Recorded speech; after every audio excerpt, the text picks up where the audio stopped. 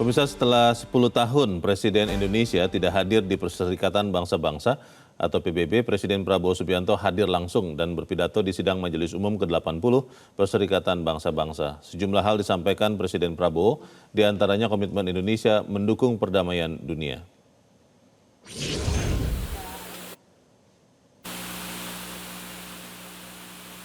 Kepala Negara Indonesia Presiden Prabowo Subianto menyampaikan pidatonya di hadapan para pemimpin negara di dunia. Di kesempatan ini Prabowo menyampaikan berbagai hal, diantaranya terkait Indonesia mendukung penuh two-state solution agar Palestina dan Israel bisa mencapai perdamaian. Palestina harus segera merdeka dan berdaulat sebagai sebuah negara. Tidak hanya itu, Presiden Prabowo juga menyampaikan soal Indonesia yang siap menjadi lumbung pangan di tengah ancaman krisis pangan dan energi. Wassalamualaikum warahmatullahi wabarakatuh. Respon positif datang dari para pemimpin negara menyambut pidato Presiden Prabowo. Di beberapa momen Presiden mendapat tepuk tangan dan standing ovation saat berpidato. Thank you very much. May God bless us all. May peace be upon us. Thank you very much. Ya pemirsa, apa arti penting dari kehadiran dan pesan dari pidato Presiden Prabowo Subianto di sidang Majelis Umum PBB? Kita akan membahasnya bersama pakar hubungan internasional Alexius Jemadu. Pak Alex, selamat sore. Selamat sore Pak Leo. Ya, Pak Alex, tadi malam kita dengarkan sama-sama kurang lebih 20 menit pidato Presiden Prabowo di depan sidang umum, Majelis Umum PBB yang ke-80. Kalau Anda mendengarkan ada banyak sekali yang disampaikan terkait dengan perdamaian, salah satunya kesiapan untuk menerjunkan atau mengirimkan pasukan perdamaian. Apa makna penting dari pernyataan perdamaian ini menurut Anda, Pak? Ya, menurut saya ini menyatakan kesungguhan Indonesia dan komitmen yang tegas dari Presiden Prabowo untuk Indonesia berkontribusi secara nyata di dalam membangun perdamaian khususnya di Palestina ya, di Gaza. Dan Indonesia bahkan siap dengan tindakan konkret, tidak hanya sekedar janji kosong, untuk menunjukkan kepada dunia bahwa perdamaian itu harus dibangun bersama di dalam kerangka multilateral dan bukan penyelesaian secara sepihak oleh negara-negara besar, khususnya dalam hal ini Amerika Serikat ya, tidak bisa diselesaikan dengan memaksakan kehendak atau menggunakan apa yang disebut dalam hubungan internasional itu bahasa kekuatan, power politics. Itu tidak akan menyelesaikan masalah, penyelesaian militer juga nggak bisa. Satu-satunya cara itu adalah membangun perdamaian. Dan perdamaian itu hanya bisa dibangun kalau semua negara ikut berkontribusi membangun keadilan itu. Karena keadilan itu tidak ujuk-ujuk jatuh dari langit ya. Dia harus dibangun dengan kontribusi setiap negara sesuai dengan kemampuannya. Dan Indonesia yang selama ini sudah mempunyai tradisi mengirimkan pasukan penjaga perdamaian, Pak Prabowo bilang Indonesia siap 20.000 pasukannya ya. Sons and daughter of Indonesia siap terjun di mana saja dibutuhkan asal untuk membangun perdamaian di bawah otoritas PBB. Nah, itu menunjukkan bahwa Indonesia itu sangat memperjuangkan multilateral ya, dengan satu keyakinan bahwa tidak ada masalah internasional yang bisa diselesaikan sendiri oleh satu negara betapapun besarnya negara itu. Dia hanya bisa diselesaikan melalui kerjasama multilateral dalam kerangka PBB ini. Pesan itu yang mau disampaikan oleh Pak Prabowo, dan Indonesia siap untuk mengambil bagian untuk membangun perdamaian itu dengan suatu partisipasi nyata, aktif ya. Komitmen Indonesia itu tidak bisa diragukan lagi. Itu yang mau dikatakan atau disampaikan oleh Pak Prabowo kepada dunia internasional bahwa Indonesia berdiri tegak bersama PBB untuk membangun perdamaian itu. Ya, tadi malam juga kita dengar Pak Alex dengan bahasa diplomasi tingkat tinggi ya, saya mendengarkan langsung juga. Presiden Prabowo mengatakan bahwa di tengah komunitas dunia tidak boleh ada yang memaksakan kehendak dan perdamaian harus diciptakan. Kalau saya membacanya itu terkait dengan kondisi atau konflik di Gaza dan Indonesia dinyatakan dengan tegas mendorong two-state solution dalam konflik di Israel-Palestina.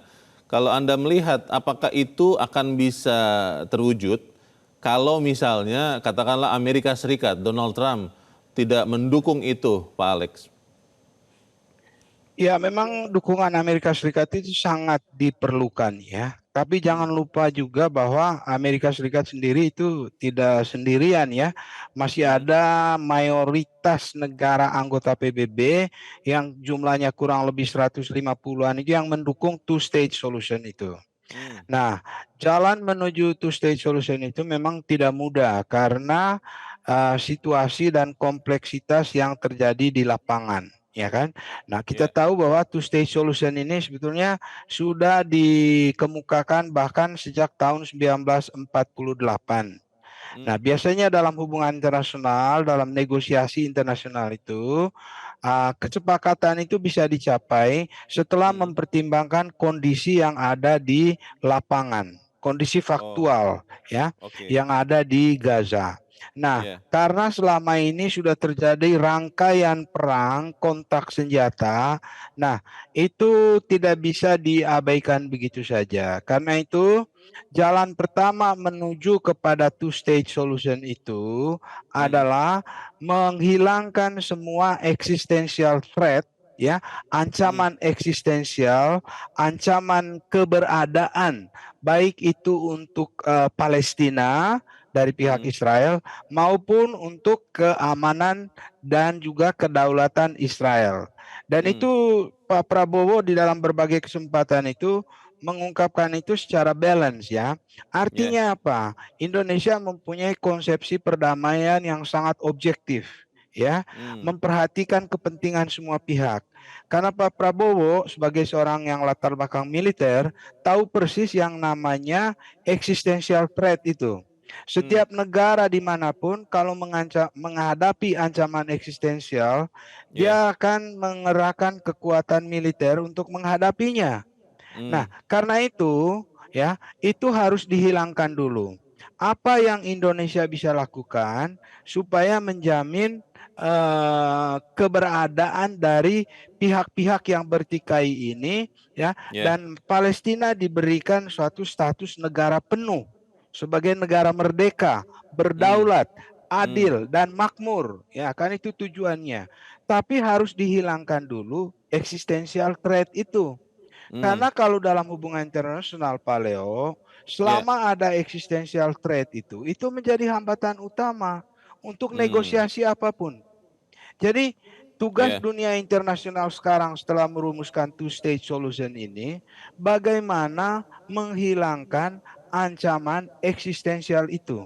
Kalau itu tidak dihilangkan, two-state solution itu akan tetap menjadi satu imajinasi yang indah karena indah sekali kan membayangkan dua negara itu hidup berdampingan secara damai.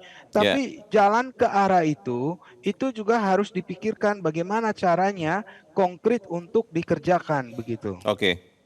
Ada yang mengatakan Pak Alex terkait dengan Palestina dan Israel ini ya, bahwa yang dilakukan oleh Presiden Prabowo dengan mengatakan mendukung two-state solution ada ambigu juga di situ. Katanya kalau memang mau mendukung Palestina merdeka, artinya kan meniadakan Israel. Apakah yang dimaksud dengan pidato Presiden Prabowo di PBB semalam itu menjaga eksistensi, tadi Pak Alex sudah katakan, bagi kedua negara itu, bagi Palestina dan juga bagi Israel? Ya, Pak Leo, itu adalah satu-satunya solusi yang realistik. Ya, yang disebut dengan prinsip self-determination bagi warga Palestina. Sama saja waktu kita dijajah dulu kan, kita diberi hak oleh PBB untuk menentukan nasib kita sendiri. Merdekalah Indonesia ini, ya kan? Ya, Nah, ya. kalau kemerdekaan itu bisa diberikan kepada bangsa Indonesia, nah Hmm, hak yang sama harus diberikan kepada bangsa Palestina. hmm, Tapi kita juga harus seperti kata Pak Prabowo memberi jaminan keamanan bagi Israel. hmm. Karena sejak serangan 23 Oktober itu Pak Leo, Ya, Israel merasa bahwa eksistensinya juga terancam, ya kan? hmm. Nah, Ya, ya. apakah itu bisa dihilangkan?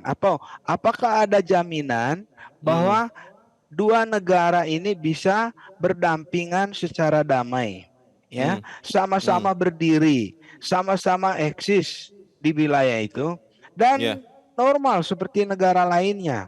Nah, itu hmm. kan yang dibayangkan oleh two state solution itu kan.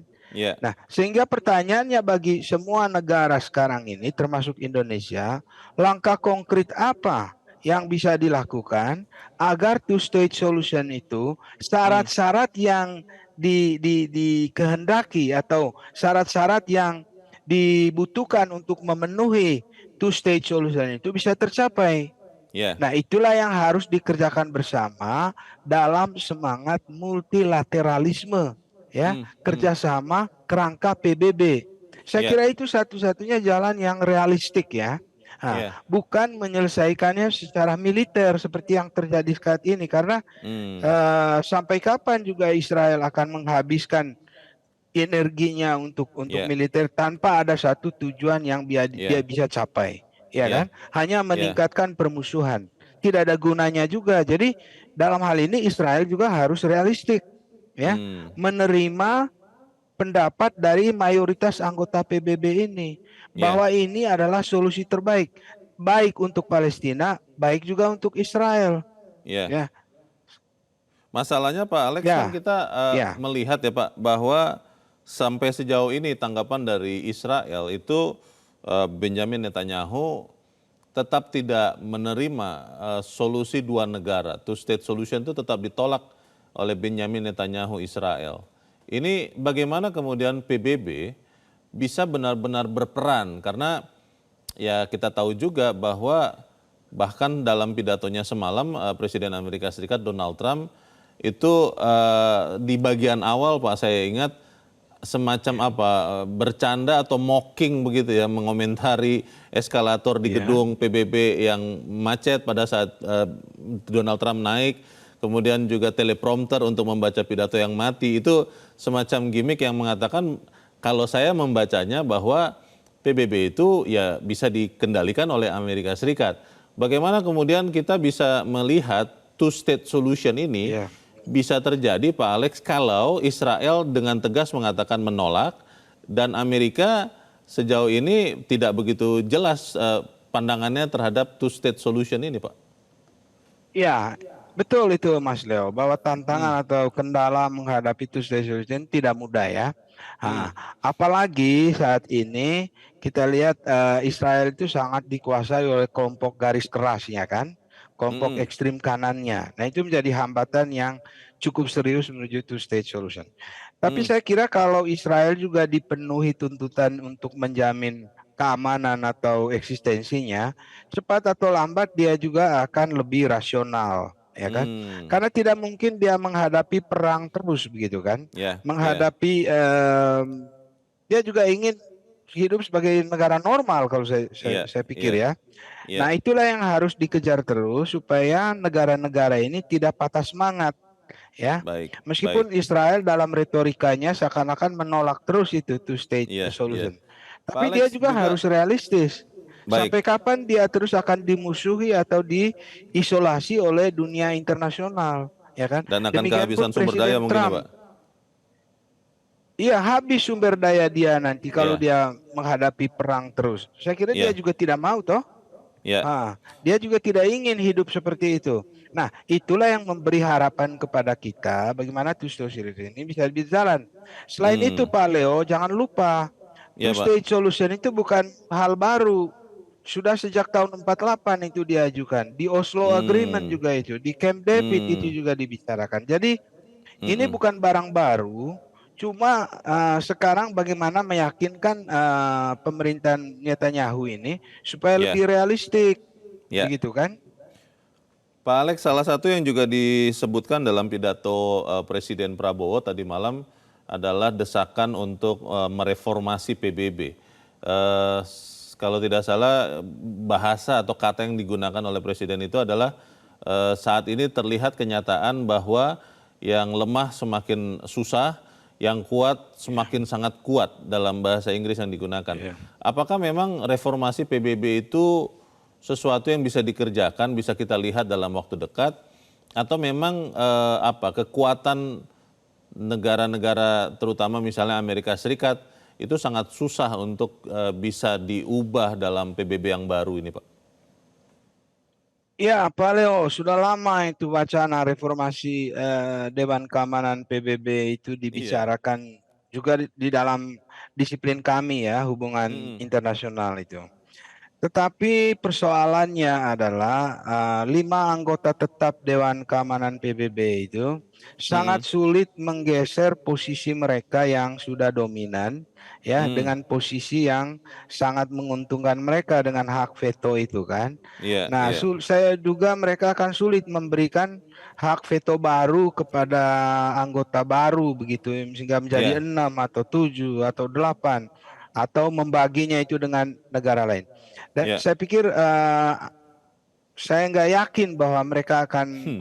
bersedia untuk mengkompromikan posisi yang Oke, sudah menguntungkan dan itu hal baik, yang sangat ini ya dalam hubungan baik, internasional itu. Kalau posisi satu negara itu sudah ada iya, di atas angin, sulit baik. sekali dia memberi kesempatan kepada negara lain untuk menikmati keistimewaan yang sama. Pak Nah, Alex, tetapi ah, terlepas dari itu iya, dibutuhkan tetap ya collective pressure dari hmm, negara-negara lain, terutama hmm, bukan melalui Dewan Keamanan PBB, tapi hmm. melalui Majelis Umum PBB. Karena di situ setiap negara besar kecil itu sama kedudukannya, Pak Leo. Tidak ada Oh, yang oke, diistimewakan, begitu. oke. Itu berbeda dengan Dewan Keamanan ya yang bisa memveto sesuai dengan kepentingan masing-masing begitu ya, Pak? Iya, ada 5 yang istimewa itu, Pak Leo. Jadi Oke, ada yang baik. memang dominan kan? Pak Alex, ini pertanyaan terakhir saya singkat saja Pak. Anda sebagai Ya. pengajar, sebagai dosen, tentunya kan biasa memberikan nilai begitu. Kalau Anda Ya. diminta untuk memberi nilai bagi pidato Presiden Prabowo Subianto tadi malam di PBB, Ya. skala A, B, dan C Pak, Anda memberikan nilai apa Pak? Saya memberikan nilai A, Pak Prabowo. Dalam pidato Nilai A ya, ya? substansi dan juga cara dia membawakannya dengan self confidence yang tinggi Oke, dan juga janji konkret bahwa Indonesia tidak main-main di dalam komitmen untuk baik. memberikan kontribusi nyata. Jadi Pak Prabowo Ya, layak dapat nilai A, baik. begitu. Kalau A berarti sudah lulus dan inilah akhir dari diskusi kita pada sore ini. Terima kasih pengamat hubungan Ya. internasional, pakar hubungan internasional Alexius Jumadu sudah mencerahkan kami. Selamat sore Pak Alex. Jelajahi cara baru mendapatkan informasi. Download Metro TV Extend sekarang.